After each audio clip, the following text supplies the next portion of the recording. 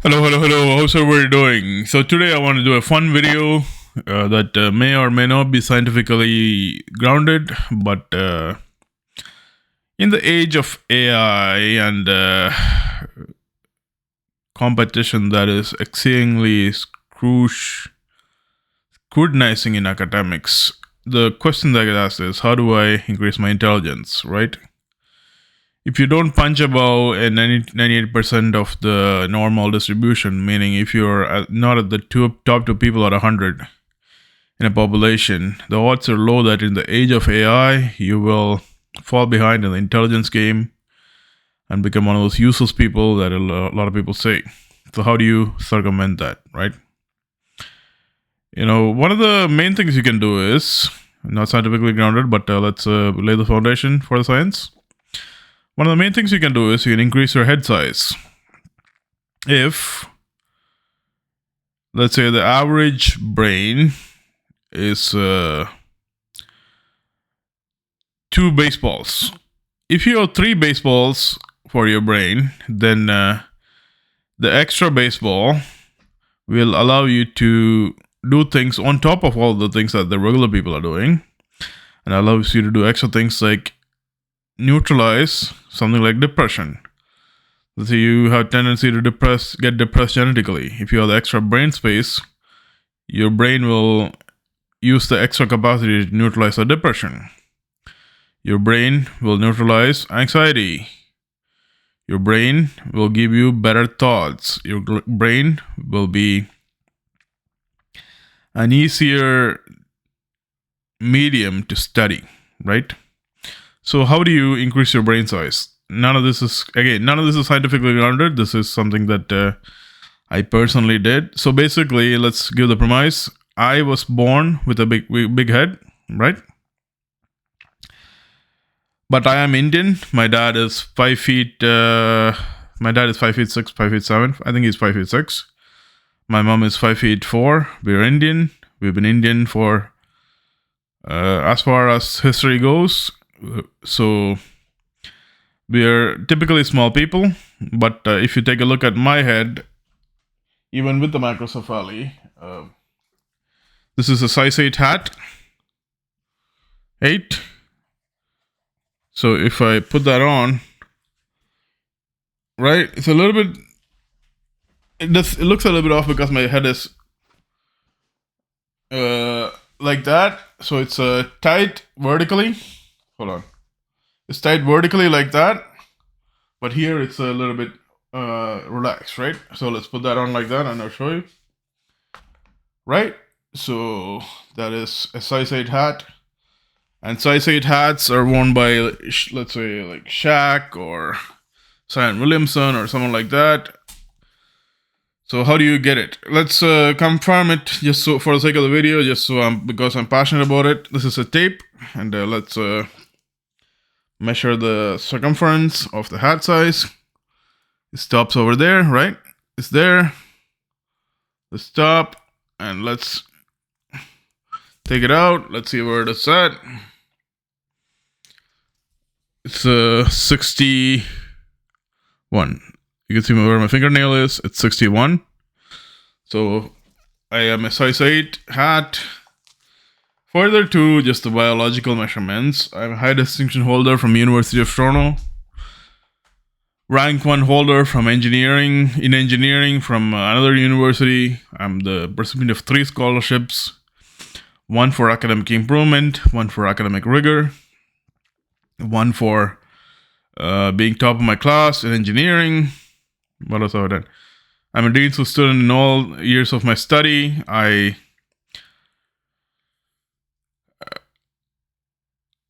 always been a gifted student from a young age. So what do I do to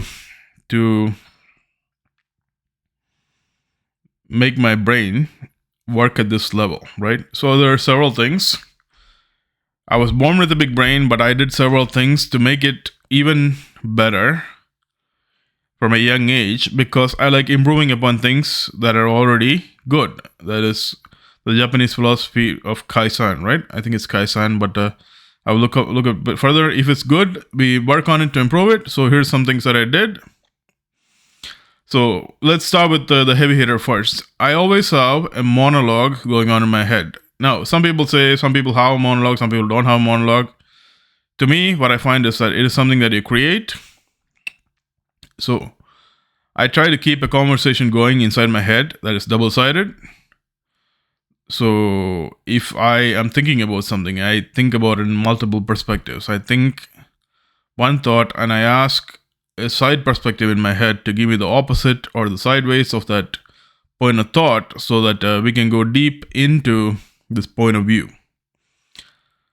So, in the Iliad, which is a book by Homer in the Greek mythology, Achilles always talks to the god Zeus, right? He has a monologue with Zeus when he is fighting the Battle of Troy. Similarly, I took inspiration from that, and I always keep one or two perspectives in my head to keep a conversation going so that my thoughts run deep. What else do I talk about? Okay, I also work out a lot, so the growth hormone that is natural in my body is also going into the head. Growth hormone is a holistic thing that's in the bloodstream once it's released, as far as we know, right? So this is not science, but as far as I know, this is what happens. So when the growth hormone gets released after you work out and it's already in the bloodstream, it goes into your brain, and it allows the brain to grow also. So keeping a healthy workout habit that is like maybe going to the gym 3 to 4 times a week, sometimes even 5 times a week, is very beneficial to you getting an active brain that is large. What else do we do? I'm also very intellectually rigorous. What I mean by that is I think about concepts. I consume a lot of media, not junk like TikTok, but news on YouTube, documentaries on YouTube, documentaries on every single subject that I studied for prolonged periods of time. And in my young age, I used to read until I got headaches. I had a big problem with headaches when I was young, and people always ask me, "You have such a big head, why are you getting headaches?" And that is because I keep my consumption of healthy media at the maximum. So what that does is your brain is always engaged, your brain is always active, and your brain is evolving to absorb all this media that you're putting into it, right? So that also makes your brain grow. I also keep track of a lot of my macros, and I eat a lot of healthy protein that is similar to the brain protein. What I mean by that is our brain protein is made up of protein and fat, right? And the skull is calcium with the magnesium cycle. So what I do is I eat a lot of whole meat, like steak, brisket. My mom, I force my mom to make a lot of beef curry, chicken curry, and I keep the protein at a high level. I also eat a lot of bone marrow that comes with the meat. We don't throw away the bone. We cook the bone with the meat that we're cooking. So that also helps with increasing your brain size. Also, there's an interesting concept that people say, your brain does not have a negative. What that means is that people say you cannot, once you start thinking about something, you cannot stop your brain from thinking about it. I find this concept to be a little bit interesting, because let's say you want to not think about a monkey's tail. The only thing you're going to think about is the monkey's tail, right? But this is a bit more convoluted than that. Right? What I'm trying to say is, you can choose not to study. You can choose not to think about your lover. You can choose not to think about the situations in your life. You can choose to consume TikTok. You can choose to sleep. You can choose to not work with your brain. But I always keep my brain on the positive. So what I mean by that is I'm always thinking deep about all the things in my life that I can improve. I'm thinking about, if I'm playing video games, how to improve my character. If I am studying, I'm always thinking about what is next that can be improved upon in the academic cycle. If I'm working out, I'm thinking about how to improve the workout cycle. And I consume a lot of media that is related to this content, and then I add my own insight to this to mix it. And that all adds to the brain work that I'm doing. And when you do work with your brain, it gets bigger, right? That is another thing. So those are some of the main things that I do. One of the best things you can do as far as growing your brain is, and as human beings, we evolved our brains through this method. You can think about other people, right? So what I mean by other people is you can try to calculate other people's numbers. So let's say you have this competition in school. My competition at school at this one time was called, her name was Mary Matthew, right? And she's a doctor now, but I always think about her in depth, not in like an affection kind of thing, but I always think about what made her tick, how she would answer an exam, how she competes with the politics situation in school that I'm doing. So I was thinking about what her moves would be. And this is not chess. This is a much more organic sense of thinking about it, right? I was thinking about what Mary Matthews' scenario would be when she's thinking about her academics. Then I try to outdo it. And in outdoing her thought process, it made my brain grow because I'm dealing with extremely heavy competition as far as Mary Matthews is concerned, right?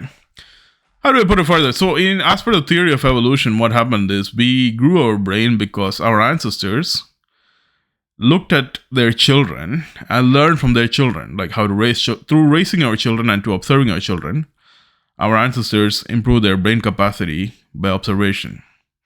This is through implementing this thinking about deep and calculating other people's numbers, you're also improving upon this concept of evolution, and you're making yourself more intelligent because you're not thinking about little children, you're thinking about grown people and what they will do as far as they are your competition, right?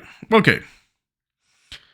And do all these things until you get a headache and suddenly, you have Simon Williamson's head on an Indian man's body. And if you know anything about the corporate world, man, Jeff Bezos is not the richest person, one of the richest people in the world because of his looks or because of his bicep size. It's because of his brain. And once you add the biology on top of the academic scenario that is there, once you add the genetic component to the education, it's a whole different game that you're playing, right? So that's all I got to talk about. I got a fun video I wanted to work on just to keep my thoughts out there. Hopefully I provided some value. Let's talk further in the future. Deepak, Laudician. Bye.